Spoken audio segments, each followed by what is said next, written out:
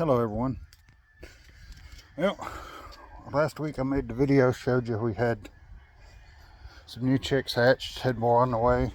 Well, this week they've been moved out of the little brooder pen we had inside the house, where it was a medium sized animal kennel with a heat lamp and chicken wire wrapped around it to keep the baby chicks from wandering out.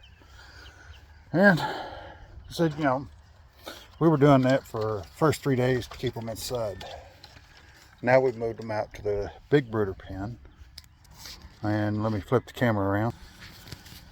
Alright, so you see we have a tarp over ours to help protect them. As you can see, let me open.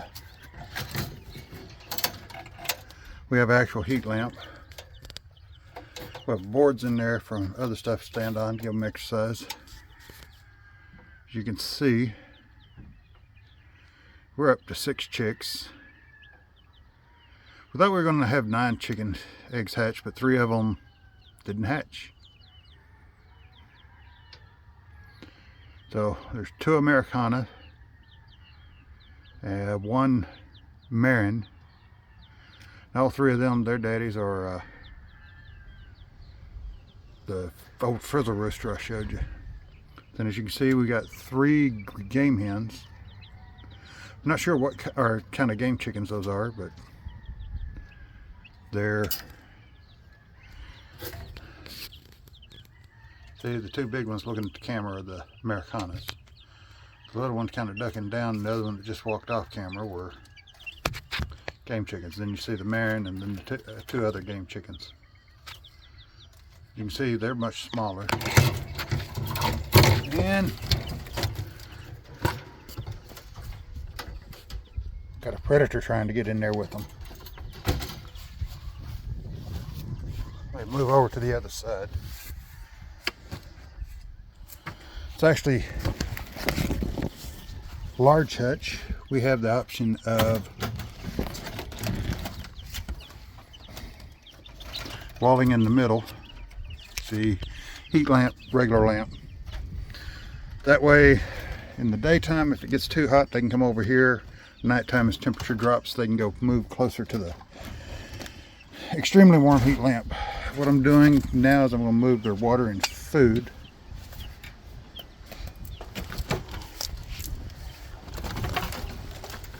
Sit that there for a sec. Get this side fastened back up real quick so I don't forget.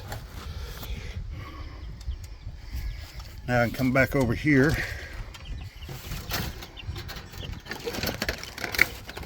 Let me get the water set in here. Got to make sure it's set in a way that it's not running out.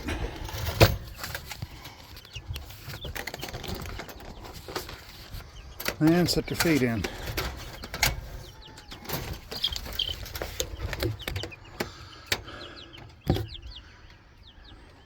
With the oldest one being a week old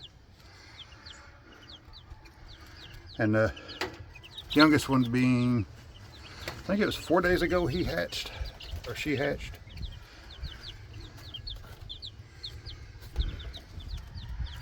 But they're all there. And he just fell. Tried walking in the tarp. All right. Now, that's all covered back up. It's been windy here lately and cold at night. We had a bad storm come through last night. So that is up there for the time being to help hold the tarp in place. He thinks it's the exercise stand for him. As you can see, the hutch or pin panels for like small animals, those get folded out into a square, and that pallet with the chicken wire on it goes on top. When they get a little older, it'll go out in the yard for a chicken exerciser. Which that one, when the turkey eggs hatch next week and the turkeys get bigger, they'll probably get that for their exercise yard. And if the chickens if they're too aggressive with the turkeys when they hatch, chickens most likely will whine. This one, old tree saw found out in the field, and then feeder for them. We got to water it right now. What I have in there, I don't know if you can see it.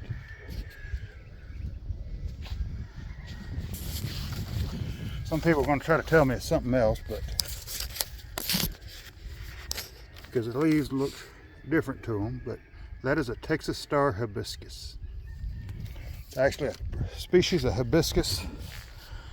It's native to southeast Texas and Louisiana. I planted it last year. Dogs chewed it down. Come back this year, which surprised me because there was above ground nothing less. So I guess the roots were strong enough to come back this year. But hoping it grows up tall. Have pretty flowers. And I also got another project over here. Brother told me he needed to borrow my chainsaw. We had a storm last night. Got another video where before the storm come in, filmed myself trying. We got my old Dixie. Probably if you saw the last video, you know I got the antique Dixie chopper. I was using it to do some mowing till I ran out of fuel. I thought there was enough gas in it. Well, I had to go store, get gas. About 20 minutes drive just to the gas station, plus 20 minutes back. So by the time I got back, bottom had fallen out of the clouds and it's raining, so didn't get back to finishing. But I'll see if I can stitch that with this video and make it one longer video. But figured I'd give you heads up on that video, exactly what you're seeing. So let me set my chainsaw to where I can work on it, and at the same time I can set my camera up to see it. So all right, so see the old chainsaw. Now when you go to work on them, you need tools. Like I said, I have another chain I'm going to put on here. Problem with this chain that's on there was it's throwing the chain. Usually it's on the chain stretched too much. Either that or the clutch is worn. The bar's bad. You know, several things cause symptom. I'm leaning chain's gone bad because that bar and clutch is low hours. But you know, you got your tools, so you got the tool that comes with the chainsaw, or you could use a screwdriver, socket, and a ratchet, or a wrench and screwdriver to come in and do it.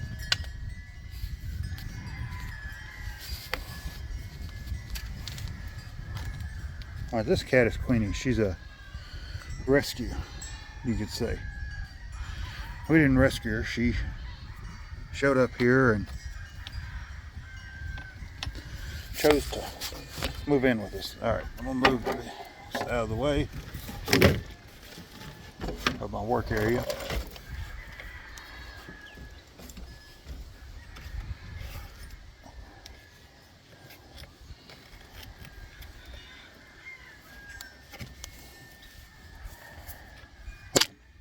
You know, the ratchet method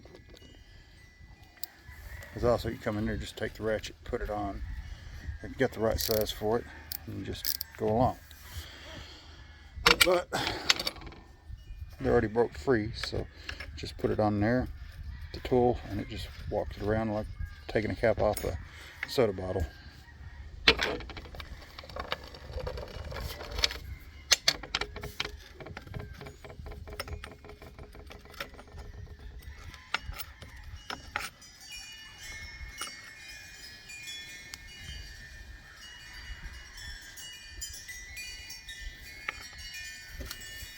Alright, so there's a washer there. I'm going to lift this off, and that washer should just stay there.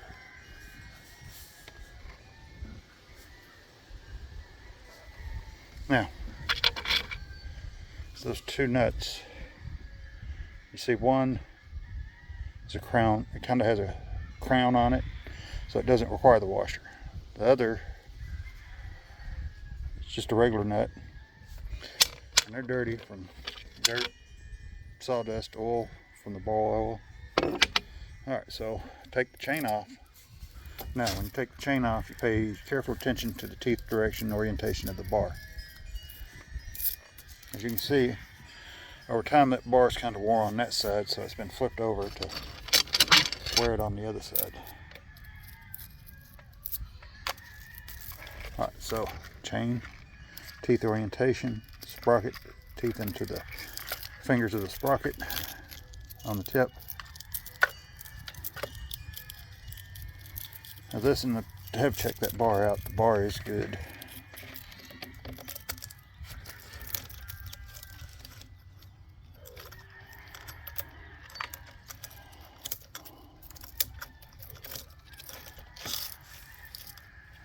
Notice I slipped the bar into the clutch while putting the chain on. Now,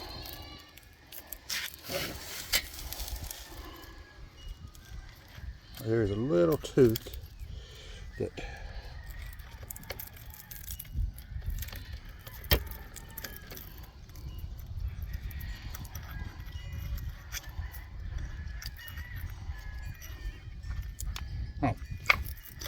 I'm looking for that tooth. On this chainsaw, it's in the cover.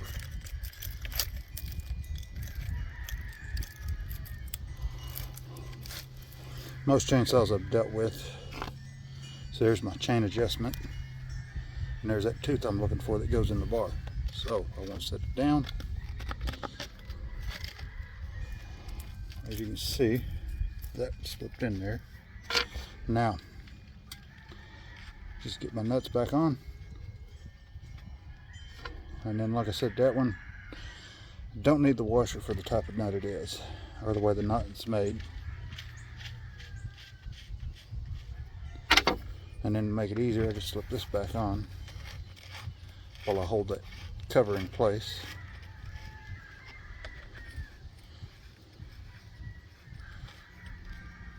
Just want it tight enough that I can get that.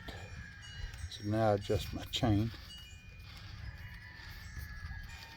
As you can see, as I adjust, that slack comes out of that chain.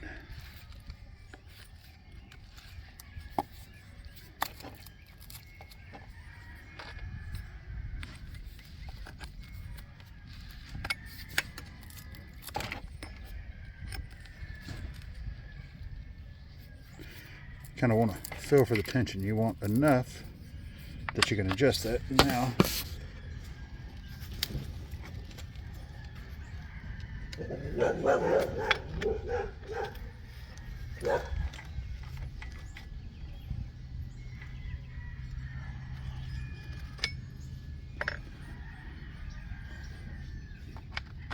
tighten it down. I want it about even tightness on both.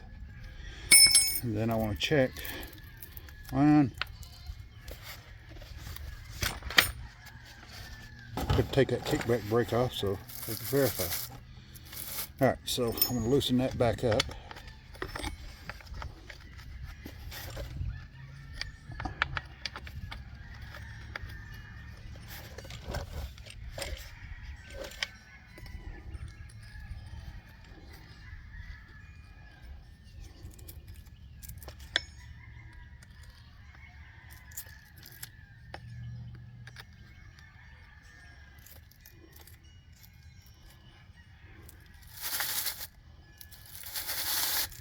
Alright, there we go, that's where I want it.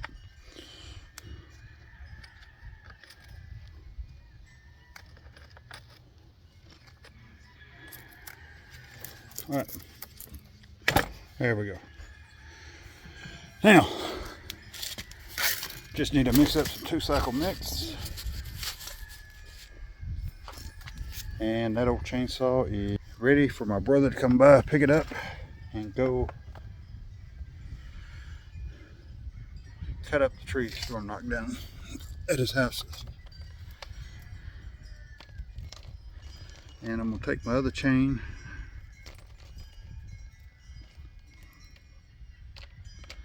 I'm going to place it on top in case he needs it. You never know, that chain might be worse than the other.